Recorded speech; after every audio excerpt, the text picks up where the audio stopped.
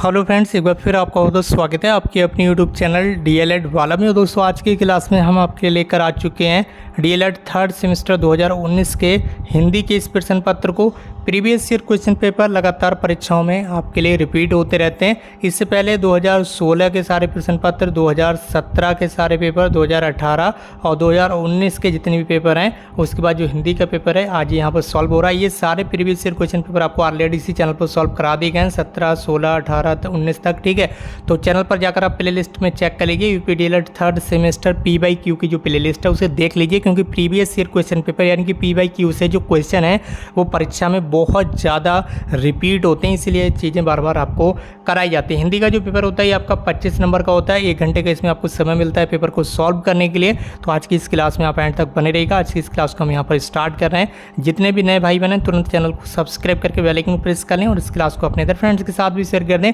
इसमें आपको पता ही होगा सबसे पहले ऑब्जेक्टिव क्वेश्चन रहते हैं, 5 ऑब्जेक्टिव क्वेश्चन होंगे। तो सबसे पहले हम इसी को यहाँ पर देख लेंगे। इसमें पहला प्रश्न आपका परशुराम की प्रतीक्षा, इस रचना के रचनाकार कौन है ये यहाँ पर आपको बताना होगा। यहाँ पर ये पुस्तक का नाम लिखा हुआ है, रचना का नाम लिखा हुआ है परशुराम की प्रतीक्षा। इसके जो रचनाकार हैं वो रामधारी सिंह दिनकर हैं। कौन है? रामधारी सिंह दिनकर। परशुराम की प्रतीक्षा इसके जो रचनाकार हैं वो रामधारी सिंह दिनकर हैं। इसके अलावा कामायनी, आंसू, झरना, इन जैसी प्रसिद्ध जो रचनाएं हैं, कामायनी, आंसू, झरना काफ़ी प्रसिद्ध रचनाएं हैं। इनके जो रचयिता हैं, ठीक है, जो रचनाकार हैं वो जयशंकर प्रसाद जी हैं। और ये इंपॉर्टेंट भी है, यहाँ पर आपको ध्यान रखना है, कामायनी, आंसू, झरना, ठीक है, ये सारी रचनाएं जयशंकर प्रसाद जी की हैं। इसके अलावा यहाँ पर आप देख लीजिए प्रेमचंद जी की प्रमुख जो यहाँ पर फेमस रचनाएँ हैं, प्रसिद्ध रचनाएँ हैं, जिसमें गोदान हो गया, गबन हो गया, कर्मभूमि हो गया, ठीक है, ये सारी प्रेमचंद, मुंशी प्रेमचंद जी की फेमस बहुत ही प्रसिद्ध रचनाएँ हैं। ठीक है, ये इनमें से भी प्रश्न आ सकता है, तो यहाँ पर आपको ध्यान रखना है। ठीक,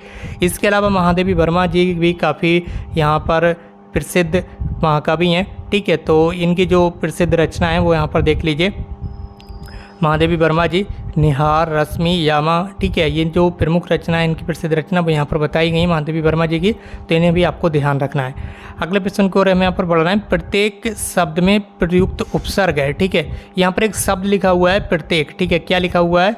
प्रत्येक। इस शब्द में जो उपसर्ग है वो आपको बताना है कि कौन सा उपसर्ग इसमें लगा है। उपसर्ग आपको पता ही होगा, किसी भी शब्द के शुरुआत में यानी कि स्टार्टिंग में लगाते हैं। उपसर्ग कहाँ लगता है? शुरुआत में लगाते हैं। ठीक है, तो प्रत्येक शब्द का आप अगर संधि विच्छेद करेंगे तो प्रतिधन एक। ठीक है, तो इसमें जो यहाँ पर शुरुआती शब्द है, जो यहाँ पर स्टार्टिंग वर्ड है, ठीक है, ये यहाँ पर आपका हो जाएगा उपसर्ग। तो इसमें उपसर्ग कौन सा है? प्रति जो है वो यहाँ पर उपसर्ग है। तो संख्या 2 का जो राइट आंसर हो जाएगा वो हो जाएगा ऑप्शन सी, आपका राइट आंसर हो जाएगा। ठीक है, प्रश्न 2 का राइट आंसर हो जाएगा प्रति, यहाँ पर आपका उपसर्ग हो जाएगा। इसके बाद क्वेश्चन संख्या 3 आपके सामने स्क्रीन पर है। शुद्ध वर्तनी का चयन करें। कौन सी वर्तनी का? शुद्ध वर्तनी का चयन करें। ज्येष्ठ लिखा हुआ है, यहाँ पर ज्येष्ठ लिखा हुआ है, जेठ लिखा हुआ है, ज्येष्ठ। ठीक है, तो इस सवाल का राइट आंसर हो जाएगा ज्येष्ठ। जो लिखा जाता है कुछ इस तरह से लिखा जाता है यहाँ पर शुद्ध वर्तनी में। ठीक है, बिल्कुल सही जो आप लिखेंगे तो इस तरह से लिखेंगे ज्येष्ठ। ठीक है, प्रश्न संख्या 3 का जो राइट आंसर हो जाएगा ऑप्शन डी, ज्येष्ठ। ठीक है, ये आपका राइट आंसर हो जाएगा। इसी के साथ बढ़ना अपने अगले प्रश्न की ओर।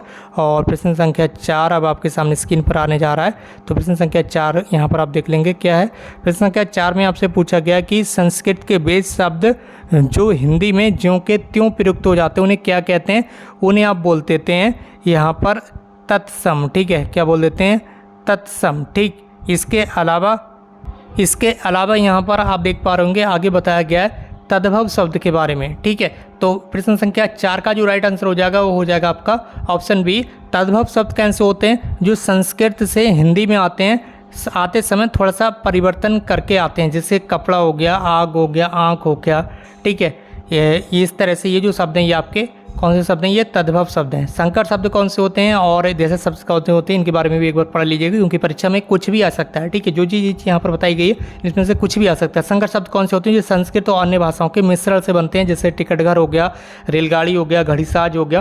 ठीक है, इसमें 2 शब्द आपस में मिलकर एक शब्द का निर्माण करते हैं। तो ये आपका संकर शब्द हो गया। देशज शब्द कौन से हो गए? वे शब्द जो हिंदी भाषा में इनकी उत्पत्ति हुई है, ये यहाँ पर इंडियन भारतीय शब्द हैं, देशज शब्द हैं, जैसे डिबिया हो गया, लोटा हो गया, खिड़की हो गया, ये देशज शब्द हैं, हमारे भारत के शब्द हैं। ठीक है, तो ये सारी शब्द कैसे, ये देशज शब्द हैं। इसके अलावा प्रश्न संख्या 5 का राइट आंसर क्या होगा? निम्नलिखित में से संयुक्त व्यंजन नहीं है। ठीक है, संयुक्त व्यंजन सबसे पहले आपको बताना होना चाहिए कौन कौन से हैं। तो संयुक्त व्यंजन आपका हो गया छा हो गया, त्रा हो गया, ज्ञा हो गया, ये तीनों क्या है? ये संयुक्त व्यंजन है। कैसे व्यंजन है?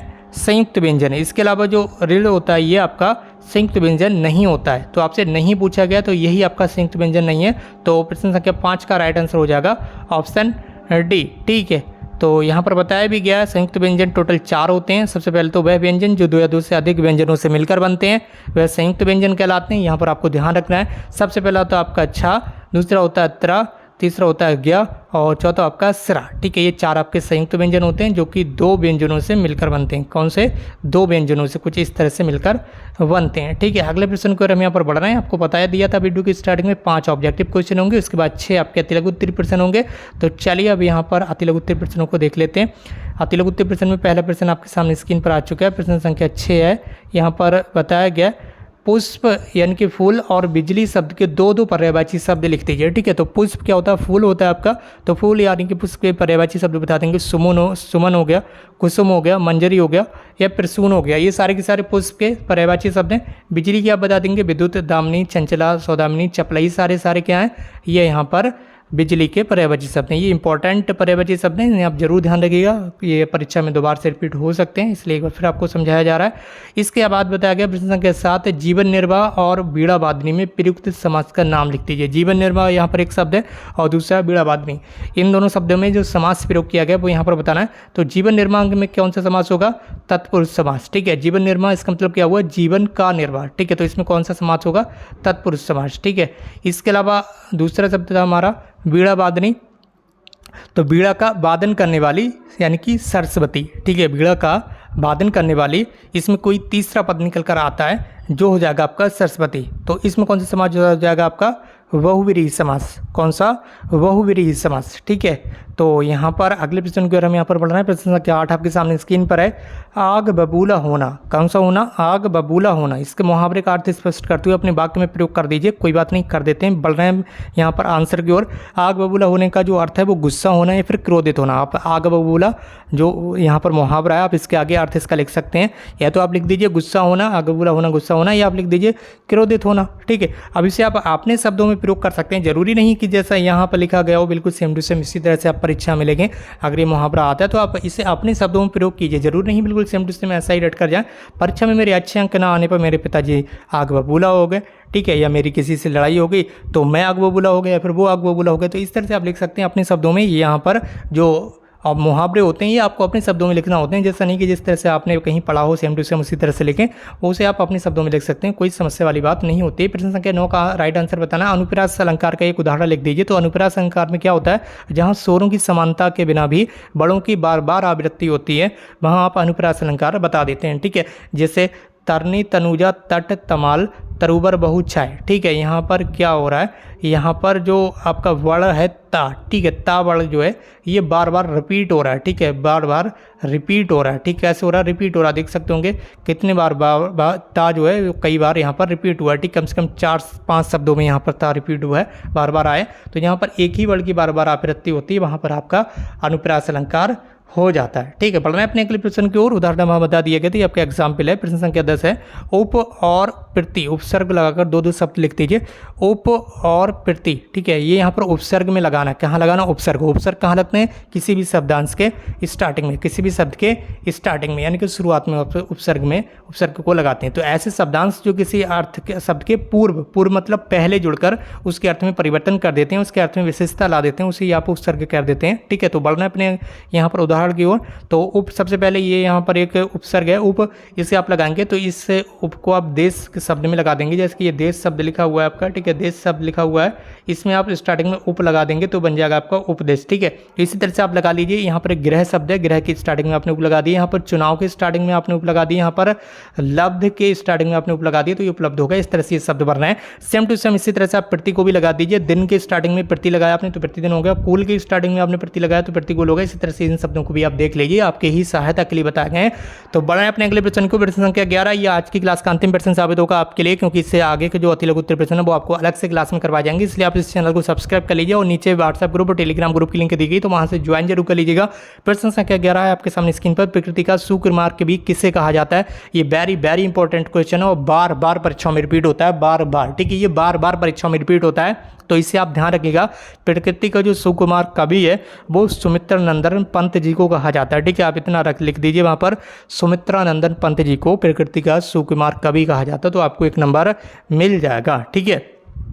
और उनकी रचनाओं में प्रकृति का अत्यंत मनोहारी और सुंदर चित्रण मिलता है, इसी कारण उन्हें प्रकृति का सुकुमार कवि कहा जाता है। ये प्रश्न बार बार परीक्षा में रिपीट हो जाता है, इसलिए इस प्रश्न पर आप इंपॉर्टेंट लिख दीजिए, बाद में ना कहिए कि बताया नहीं था। बाकी दोस्तों आज की इस क्लास को समाप्त कर देते हैं। हमसे जुड़ने के लिए बहुत बहुत धन्यवाद। Thank you so much for